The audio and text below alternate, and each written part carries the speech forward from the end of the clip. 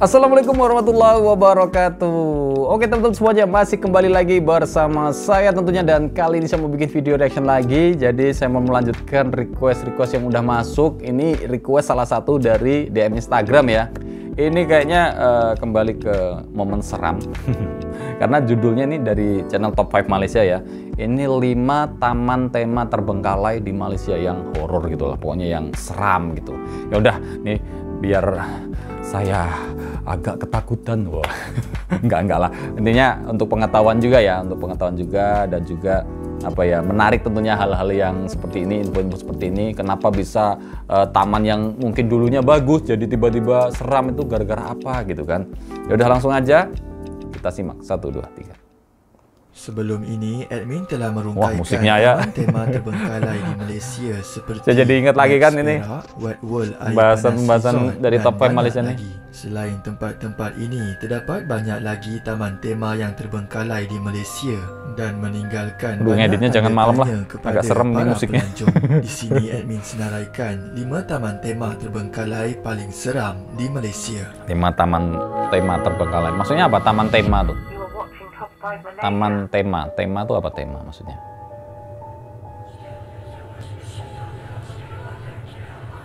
Nombor 5, Wet World Batu Pahat.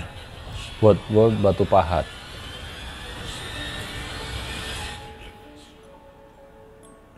Saya kalau ngeditnya malam agak seram loh nih. Agak takut saya, serius. Musiknya ini loh.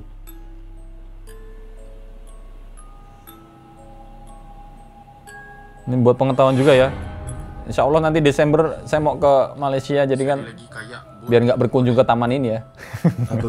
Tapi kalau udah tutup kan nggak mungkin dibuka lagi ya. Pahat di internet terdapat banyak maklum balas positif yang dikongsi oleh pengunjung. Tempat ini merupakan sebuah taman tema air yang sentiasa dilindungi oleh pengunjung serta penduduk di Batu Pahat. Wet World ini dibina pada tahun 2003 dan pernah menjadi salah satu water theme park yang amat terkenal di Malaysia dan juga merupakan satu-satunya taman tema air di Johor. Dengan menawarkan harga tiket yang berpatutan serta bertapak di kawasan strategik, tempat ini sentiasa menjadi daya tarikan dan memberi banyak kenangan manis kepada pengunjung. Selain itu, di sini juga pernah berlaku peristiwa memilukan di mana berlakunya tragedi maut pertama yang berlaku di Waterworld Batu Pahat. Kejadian yang berlaku pada tahun 2016 telah membabitkan seorang kanak-kanak dan menyebabkan sambutan di Pavali sebuah keluarga menjadi memori pahit bagi mereka. Selepas kira-kira 20 minit keluarga mereka bermandi-manda di kawasan sekitar taman tema air itu, mangsa yang berusia 6 tahun dikabarkan hilang dari pandangan keluarga mangsa. Beberapa minit selepas itu, keadaan menjadi memilukan apabila bapa mangsa menjumpai mangsa di sebuah kolam renang tidak jauh daripada tempat mereka mandi-manda. Kanak-kanak berusia 6 tahun itu ditemui tidak sedarkan diri dan terus dibawa ke klinik kesihatan dan disahkan telah meninggal dunia. Tahun 2020 merupakan tahun terakhir taman tema air belum lama ini tutupnya berarti. sebelum ditutup sehingga ke hari ini. Serangan pandemik pada waktu itu dikatakan salah satu punca taman tema ini dihentikan. Terdapat juga desas-desus yang mengatakan pemilik Batu Pahat Waterworld ini mengalami gangguan ekonomi yang menyebabkan mereka mengalami kesukaran untuk menampung taman tema ini ketika itu. Karena pandemi ya. Belum lama tutupnya. Taman tema SM Nur. Taman tema SM Nur.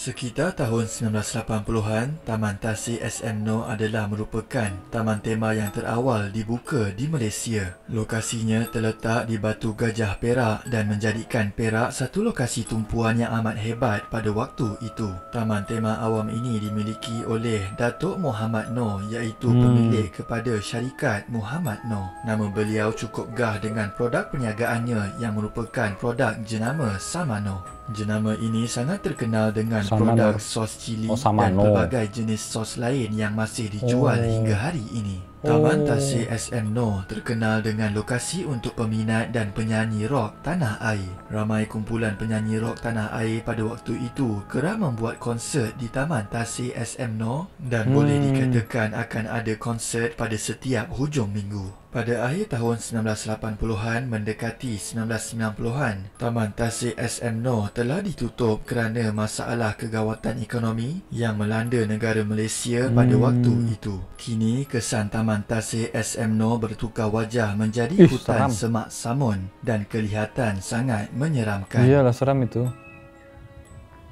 Seram itu. Ini lebih seram dari yang tadi nih, karena udah lama banget. Sesiapa sahaja yang melalui kawasan ini pasti akan menggamit kembali jutaan perasaan nostalgia dan memori yang diukir di Taman Tema SM Noh ini. Udah tua banget, sampai kayak hutan gitu udah. Nomor 3, Johor Safari World. Johor Safari World. Di Johor lagi.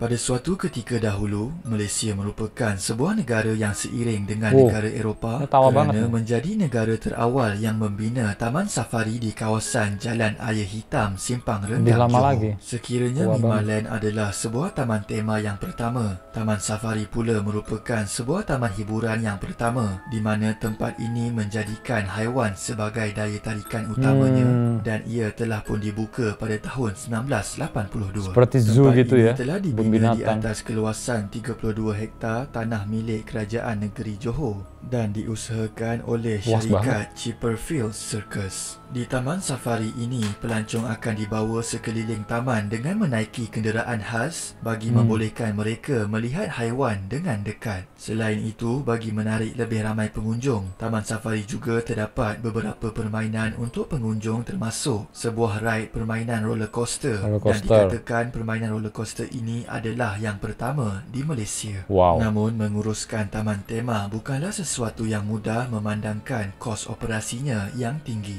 Perbelanjaan makanan dan perubatan haiwan-haiwan yang ditempatkan di sini sahaja menelan belanja yang sangat besar. Walaupun dibuka pada tahun 1982, jangka hayat Johor Safari World amatlah singkat kerana hanya selepas 2 tahun beroperasi, pihak pengurusan kawasan ini telah mengambil keputusan untuk menghentikan operasi dan menutup taman tema ini buat selama-lamanya kerana mengalami kerugian besar. Bagi memastikan haiwan-haiwan di sini terus terpelihara, ianya telah dijual kepada beberapa buah zoo di Malaysia. Sekiranya anda lihat di Google Maps, lokasi yang dahulunya tapak Johor Safari World sudah menjadi sebahagian daripada ladang kelapa sawit. Malah pintu gerbang Johor Safari World seperti gambar di atas juga tidak lagi wujud dan dipercayai sudah dirobohkan pada tahun 1990-an. Tambahan pula, tempat ini juga menjadi kawasan yang sering dikaitkan dengan makhluk halus. Dan pada video eksplorasi Mr. Adam Official, dia berjaya merakam satu momen di mana cahaya mata muncul di sebalik semak samun. Cahaya mata yang kelihatan itu dikatakan besar dan aneh, tetapi kehadiran cahaya mata itu hanya seketika sahaja. Mana? Itu. Tinggi ya, memang tinggi, lagi tinggi begitu orang. Ini kayaknya hewan sih kalau kata saya. Kalau kata saya hewan sih. Berpikir positif saya. Karena itu kan ini Nomor 2, hutan ya. Borneo Samariang Waterpark. Borneo Samariang Waterpark.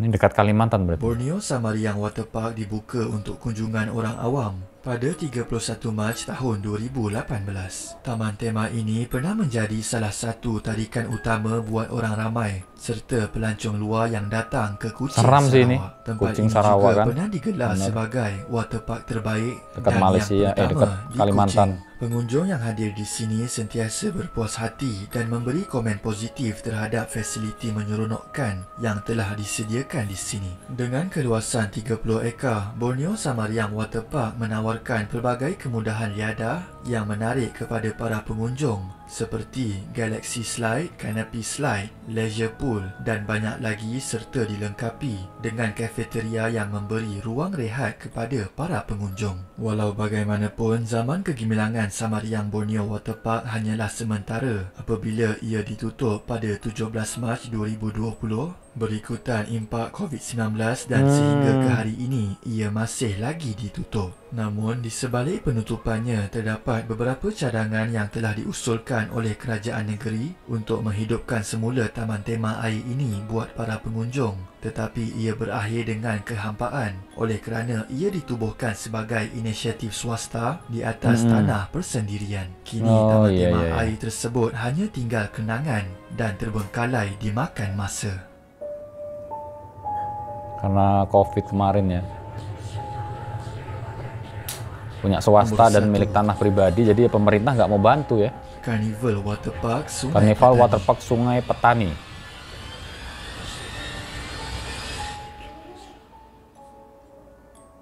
Pada suatu ketika dahulu, The Carnival yang terletak di Sungai Petani Kedah menjadi destinasi percutian keluarga yang popular untuk penduduk sekitar. Waterpark ini dibuka pada 28 Disember 2008 berkeluasan 7 hektar dan menyediakan pelbagai aktiviti dan permainan yang menarik buat pengunjung. Semasa tempat ini sedang membangun, terdapat kemalangan jiwa yang menjadi sejarah hitam di taman tema ini. Peristiwa yang terjadi pada tahun 2018 ini telah membabitkan seorang kanak-kanak lelaki yang berumur 5 tahun. Ketika kejadian, bapa mangsa sedang membeli tiket sebelum dimaklumkan anaknya hilang dalam kolam. Malangnya, selepas 10 minit mencari, mangsa telah ditemui lemas di dasar kolam. Ya Allah.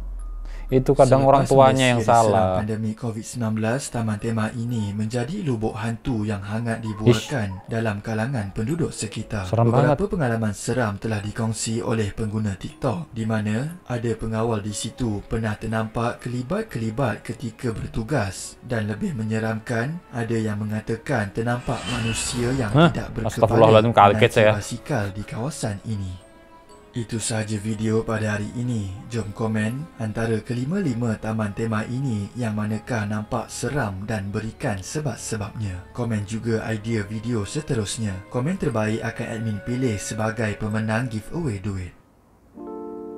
Oke teman-teman, jadi itu tadi ya 5 taman tema terbengkalai dan memang rata-rata ditutupnya karena masalah ekonomi ya, terutama yang baru-baru karena COVID juga. Jadi memang berat mengelola taman seperti ini kalau memang apa ya, istilahnya pengunjungnya nggak banyak pengunjungnya rutin gitu ya, akan rugi gitu loh. Terutama yang tadi yang ada hewannya banyak tadi, karena hewan itu ngasih makannya, terutama yang hewan-hewan pemakan daging itu, wah itu boros banget itu teman-teman kalau memang pengunjungnya nggak banyak. Jadi untuk dana operasinya nggak akan nutup gitu loh. Makanya ya berat mengelola seperti ini kalau nggak dari bantuan pemerintah ya.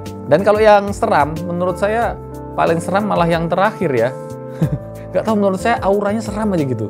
Walaupun yang lain tadi ada yang hutan-hutan, tapi menurut saya kalau udah bentuknya hutan tuh ya wajar hutan gitu loh. Seram tuh wajar karena di situ ada hewan buas juga mungkin kan. Terus kalau makhluk halus sudah pasti karena kan bentuknya hutan. Tapi kalau masih ada bangunan, bentuk bangunan yang tadinya banyak orang berkunjung terus tiba-tiba sepi, apalagi tadi ada cerita-cerita orang melihat kalau malam ada arwah, ada sampai kepalanya nggak ada tadi. Waduh, saya tadi sampai kaget tadi. Ilustrasi, walaupun ilustrasi ya. Wah itu seram sih menurut saya yang paling terakhir tadi ya.